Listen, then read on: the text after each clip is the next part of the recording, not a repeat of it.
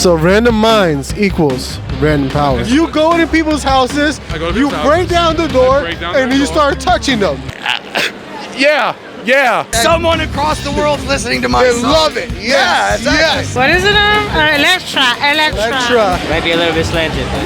If you have the passion to do something and you have the ability to do it and you want to, then there's no reason not to do so. Absolutely. And now I'm here with Nico. Ninja Nico, actually.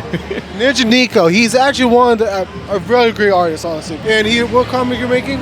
I have made Ninja Nico starring myself, right? I wrote this comic book right here called Ninja Nico, right? I wrote about my life. I used to do this Taekwondo tournament back in the day, so I wrote about that tournament. I won 2 trophies from it. After the tournament, my brother and I, we go home, had a house party to celebrate. During the house party, I go inside my room to look at the trophy just to reminisce. My brother, he's kind of drunk. He comes in behind me and accidentally knocks over the second trophy that's on the dresser. The trophy comes down, the head pops off. But here's the fantasy. There's a scroll hidden inside that trophy. I pulled it out, I popped the seal, and bam, I get superpowers. That's how it starts. Issue 1. What makes this comic different from all the other comics out there? Well, I'm actually using my life experience, you know what I'm saying? So I figure that is the start to jump into the comic world. Might as well use my life just like a musician used his life experience to write about his love songs or whatever. So, you know, that was my way. You know, when people are not in Comic-Con, well, how would they got to go buy your stuff, your comics? Oh yeah, I finally got my website up, nicocomics.com, nikocomics.com. Man, you can buy it from there, you know? Or you can hit me up on Instagram, Ninja Nico _ contact me, friend request me, hit me up. All right. At the end of this, we're gonna ask people, give us your best character line. So can you give us a line from your comic book character? Totally like cool, badass, The villain. The villain is actually the actor Giancarlo Esposito. I met him 4 times, right? So each time he agreed to be my villain. He's such a cool, down-to-earth guy. All right, so his line is this. He says, random minds equal random power. So he figured out a way to duplicate my scroll, right? So now there's multiple scrolls out there, right? When you get this scroll, when you pop that seal, you will develop this cosmic energy power that's in you. When you develop that power, he will send AI ninjas to come kill you for it. It's my job as Ninja Nico to come to you first. Otherwise, you got these ninjas coming after you to kill you for that power. So he waits for you to develop your power, right? So he says, all right, random people will develop random power. Random minds equals random power. So random minds equals random power. Hey, I respect that. I respect that, man. I respect that. Oh, hey. Hello, so I'm here with the Bush. Bushman. The Bushman. Why the Bush today? Why the Bush? Well, it's who I am. You see, you hear on the internet all the days, oh, you should touch grass, oh, go touch grass. No one does it. Well, I think it's time for a change. I think for once, it's time for grass to touch people. Touch them where it matters,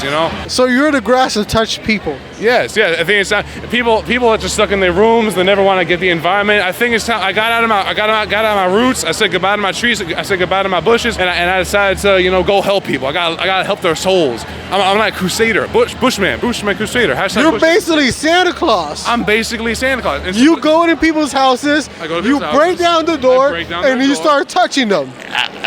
Yeah. Maybe not exactly that. It's the message that counts, Yeah. Are you sure that you're not like Santa Claus? Well, here's the thing. Santa Claus, here's the thing. He gives to the good kids, cold to the bad kids. Me, I give gifts to all kids. Okay, I give the gift of Mother Nature is what I give to all kids. And not just kids. There's a lot of old adults who are just sitting there on Reddit and shit like that. But I'm helping them. I'm on God's mission. All right, God's green earth. That's what I am. By touching them.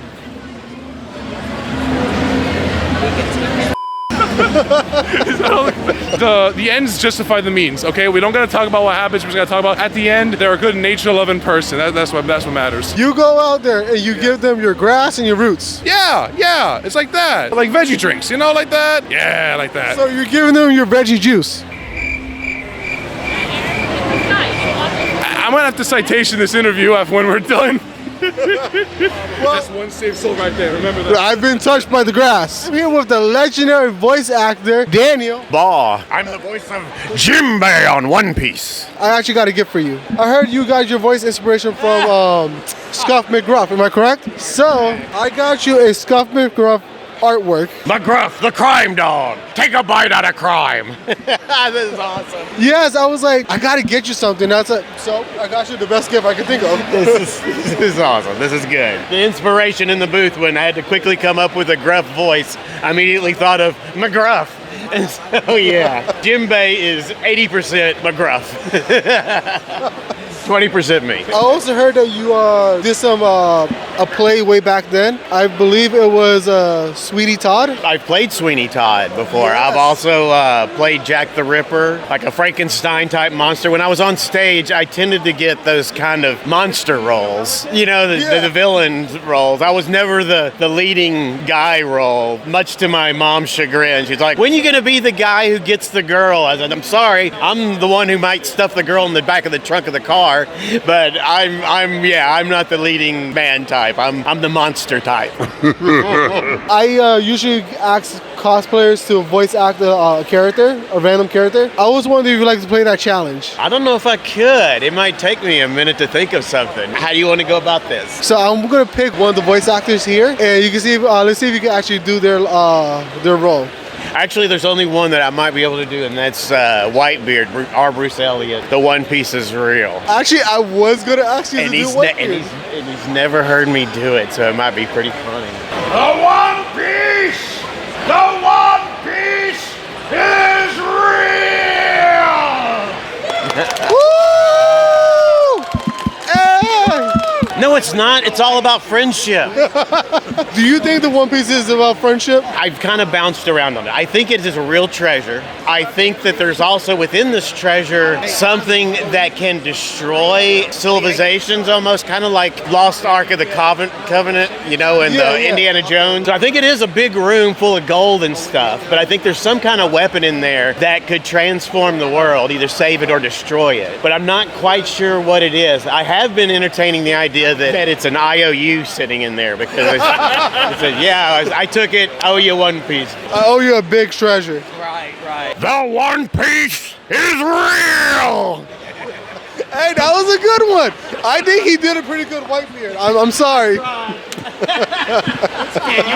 So we're here with a famous and legendary voice actor. Tony Sampson.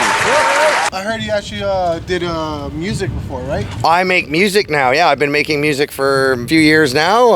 A while, actually. It's getting better now. It wasn't so good in the beginning, but that's how things, you progress. I've got music all over Spotify and Apple Music. Just look up Tony Sampson, and I do all of the art and stuff. A lot of wubs, a lot of bass, a lot of electronic music. Kind of my own style. I make all the sounds and stuff, so I love doing that. What got you started making music? Oh, I don't know, man. I love music. I've always been a bass head. I always had stereos, and I just, I don't know. I got into it, and I like music, and I just kind of made music that I wanted to hear, and I love bass. I'm such a friggin' bass monkey. It's not even funny, dude. Yeah, like I would like nothing more than just to sit in one of those crazy competition vehicles with earplugs and just have it like wobble my guts and my soul and your eye. Like, have you been in one? Like, you can't even, your vision starts splitting. You're like, No, yeah. It was a good It's bass. so cool, man. No, yeah. Yeah, like clean, good bass is just like, ah. Hold on. Hello. So, Let me answer it. This is my friend Caleb. Hey, Caleb, we're doing an interview here, bud. Hello, Caleb. I think he hung up. He hung up. He was probably confused. Like, He's like, wait a second. Hold on. So Who's this psycho yelling at the wrong number? Meanwhile, it's Eddie. what made you transition from animation to music? By the way. Well, I mean, creating is just creating's so good for your soul. Just to sit down and create something of your own, and then have that, and to get to see it after if you're an artist, or to share it with other people, or to be like, hey, I made this. It's like this nice personal feeling. And even though I quit acting and I started, I run equipment for a living. I'm a heavy equipment operator. So I started doing that. I still need a creative outlet, and I've always kind of dabbled making music, and so I just started doing it. Now with all the programs and everything else nowadays, you can pretty much have your own studio right in your house. Right? And you make all your own sounds with Serum and, all these other things. So the technology we have nowadays is wild. One-man band, right? You can make the drums, you make all the sounds, all the wubs, all the whatever, right? In my opinion, when you can make your own thing, stuff, yeah. you can say like that's my creation. I did this. This is my hard it work. feels good, right? Yes. Yeah, you're like, I did that. You know, you can take personal pride in creating something original. It's your thing. Exactly. Hell yeah, everybody should have a thing, man, and be happy and passionate about it. Whatever it is that they like or whatever it is that they do, everybody should just do it 100% and share it with the world unapologetically, man. So, do you have any future music? You know, your I just released one in July called 5 Divergent. It's just like super happy, upbeat, positive joy song. I don't know what the next one's gonna be. I usually will sit down and get like an inspiration. And however I'm feeling at the time, that's what comes out. More like to tell the others, you know, more about your music, more, you know. It's all over the place, pretty much. Each song has a long story. I actually want to start making some videos for them when I, but that takes time too. It's there's a lot of feeling in it. It's like my personal feelings in music. I just like the fact that I can check out like Spotify and see that people in India are looking at it and are listening to it, and people in Finland and people in New Zealand. And, yes. You know what I mean? And I'm like, yes! Someone across the world's listening to my they song. love it. Yes. Yeah, exactly. Yes. Well, whether they didn't like it, but at least they had a listen, you know? What made you get that voice for Ed anyways? Oh, dude, I don't know. I walked in and Danny Antonucci pulled it out of me. He's like, I need you to go crazy. So I admitted crazy. And he's like, okay, more. I know. I need you to go like as crazy as much as you can. I went, relax, Double D. And he's like, that's it. Thank you for interviewing me. Yeah, man. Of course. It was wonderful meeting you. Thank you. Again, I appreciate you guys. Now I'm here with a Merc of the Mouth. I'm Cam. Tackling? Actually, what is it? Electra. You're dressed as your own kind of version of Deadpool, am I correct? Yeah. I call it Campool. They call me Cam at home, so this is my iteration of him. So I don't wear a mask, I wear a hat. I respect that. What's your day job? I'm curious. Production. I work in production work. I'm an AV tech, audio, video, staging, so. That's pretty cool. What is your day job? I'm a receptionist. A receptionist? Yeah. Okay. Do you know any lines from Deadpool? From the movies? Yeah. Babe, come on. Yeah, some of them. You're gonna give me your best line of Deadpool line.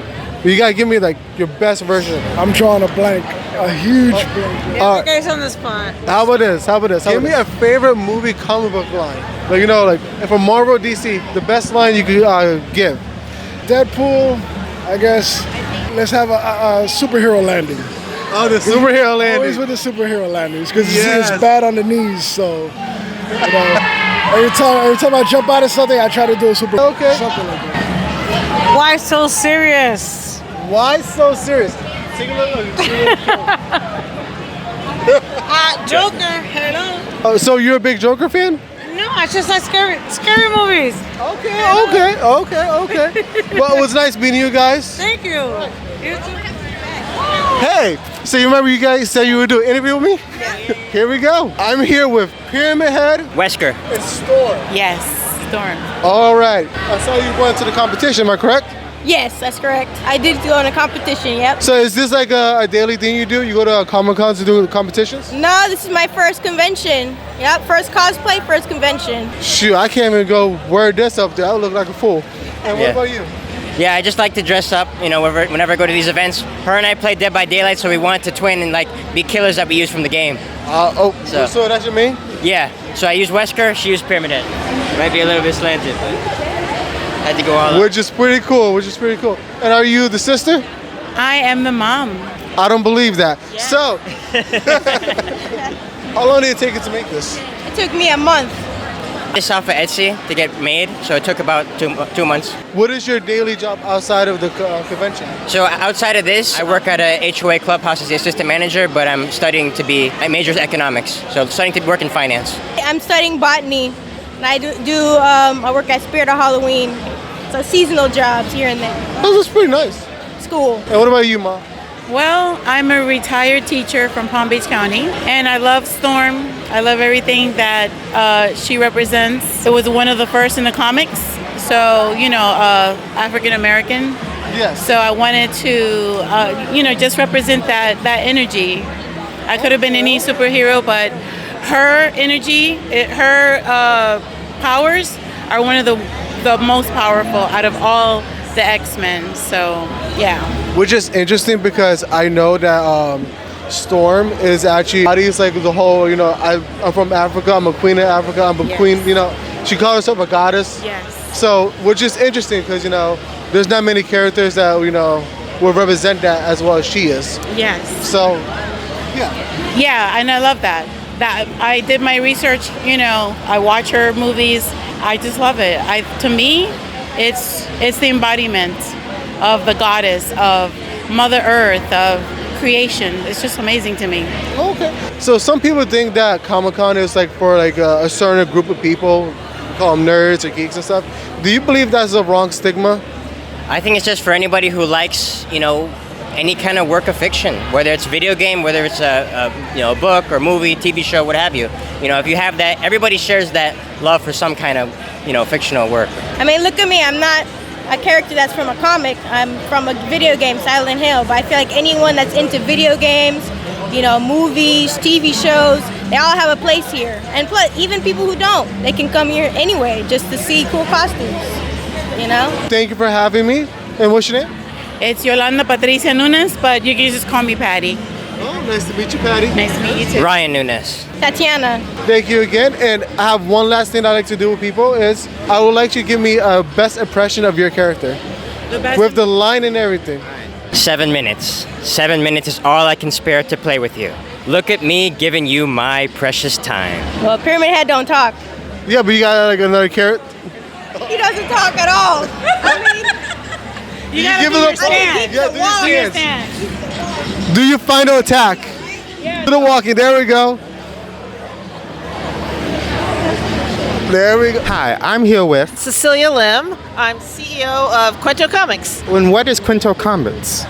Cuento Comics is the first all-Asian, all-female comic book company. Wow, starting a company. How long has it been? So we started the company about 2020. Our first issue came out in 2022. It's called The Mask of Halia. This is issue 1. Since then, we have 10 issues altogether. And so now we've been putting all our issues into graphic novel format. So this is actually volume 1, which is issues 1 through 5. And volume 2 came out in 2025 at San Diego Comic-Con. And that includes issues 6 through 10. Oh, that's all very impressive. So tell us, what is this comic series about in summary? This is The Mask of Halia is a dark urban fantasy about a young girl who goes back to the Philippines and inherits the lunar moon goddess's powers. And our lunar moon goddess in the Philippines, her name is Halia. Wow, this sounds like it's steeped in mythology. Is it mostly based in Filipino mythology?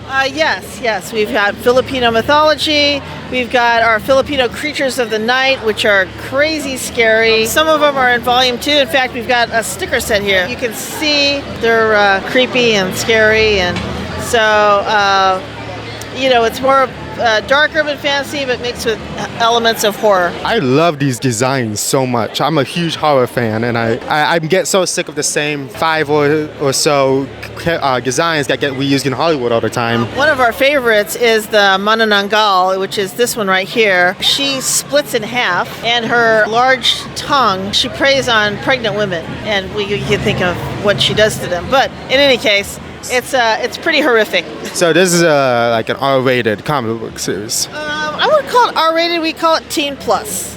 So 12 and up. I really love the face, the mouth being around the neck and the face opening up. Filipino mythology has been around for, before the Spanish came and colonized the Philippines. And so we let our artists have their own artistic vision on how to interpret what these creatures look like. In fact, if you look at one of our creatures here, the capre, which is a large giant that lives in the forest, the artist actually has inspiration from a baboon. You can kind of see the long teeth and the fur. So I think the best monsters are designed off and based around mismatches of creatures. Absolutely, and having fun with that. And we just wanted to really bring kind of a new set of monsters and mythology to the world. Everybody knows Roman and Greek mythology, but nobody knows some of the Asian, Filipino mythologies that's out there. Is this the only series of its kind within your company, or are there others? We do have others. The Mask of Halia is our flagship series. We're in development with a couple of other different series, but they have not come out yet. Will all of this take place within the same continuity or universe, or will it all be its own individual stories? It's actually both. Everything is going to be its own individual stories, but we will have an overarching Cuento universe that's going to tie the mythologies together. So in Filipino mythology, mythology, the concept of multiple souls is very popular. There's going to be certain themes that resonate through the different stories. Thank you for all of that. You can find us at www.cuentocomics.com, and you can find us on Instagram and TikTok and Twitter, also at Cuento Comics. Yes, I love horror and I love mythology, and this is very niche mythology, so I'm excited for that. I'm here at Ultracon today with Alejandro and Noah Caballero, creators of a new comic series known as Edge. Please tell us more. Edge Comics is the name of our company, and we have two separate titles, The Scribe and Penance. The Scribe actually is created by my son, and Penance is created by myself. We are the creators, artists, and writers of both titles. So tell them about The Scribe. So The Scribe is an investigative journalist by day, and when the truth is subverted in this real-world setting, he goes out and exposes the corruption. And the catch about the character is his mask is made up of all the evidence and newspapers about who he's going after. So Penance is about a Templar knight from the Third Crusade that he breaks his code back in the day, and he ends up now serving his penance throughout all of history. He's actually now an immortal, being thrusted into all the different wars and conflicts throughout history. And now it takes place in modern day, where with all the surveillance and everything that's going on, all the governments start to see what's going on, and it creates a lot of different controversy. And both stories are set in today, real world, and they actually happen to cross over from time to time, creating our own universe. And today at this con, we've also started doing sketch covers, so we've been doing live art here as well. You are both amazing artists. Thank you very much. Thank you. And I hope your ability to write stories is just as good when I read the comic at my house. Yes.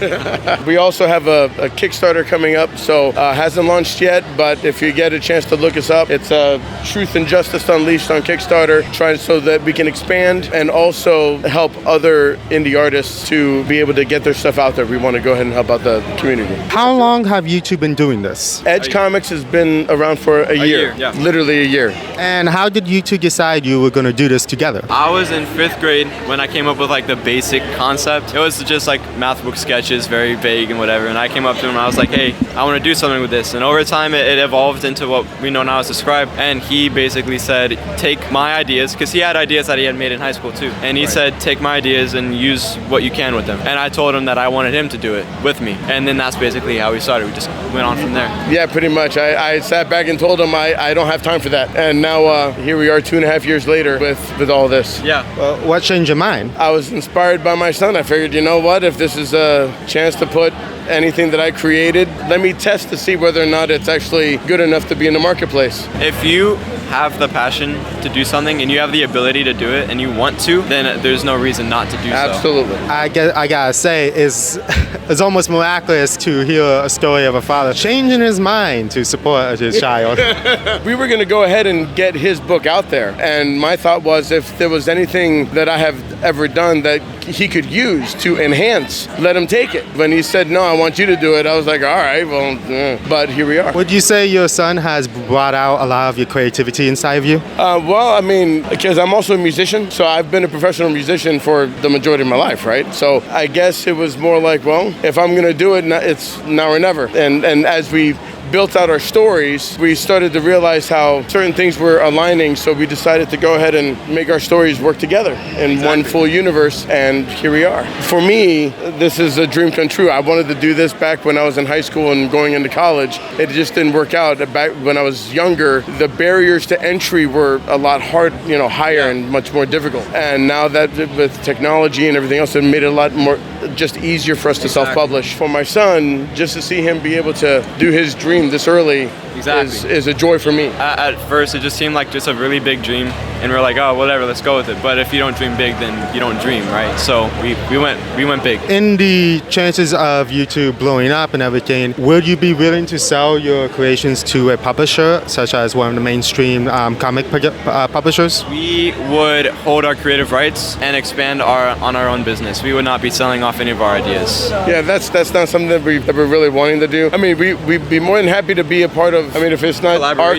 company, we're maybe collaborating or being under the banner of, say, something like Image or something like that, because they allow creators to keep their rights. Our vision is to provide a platform for independent creators that don't have the resources to tell their story and give them a chance for representation. So if we were to sell off our ideas, that'd be killing the whole thing. And when, in terms of adaptations, adaptions into other forms of media? Well, definitely we are open to licensing our ideas for things such as whether it be action figures or whether it be other things such as shows or cartoons or film or anything else, video games, whatever. Absolutely, we are definitely into the prospect of licensing them out. Hi, I'm here at Ultracon, South Palm Beach, Florida. Hello. And you are? Ray Raynette, founder of Farlook Studios and creator of Junket, Hidden Worlds Revealed. And tell me, what is your main production here? My adventure here is that I am single-handedly going up against Marvel and DC, trying to make something brand new that's never been done before. It's a story about a guy who's going through his midlife crisis. He decides to quit his job and go into a life of action and adventure. He finds himself in an enchanted forest with the guy called the Groundskeeper.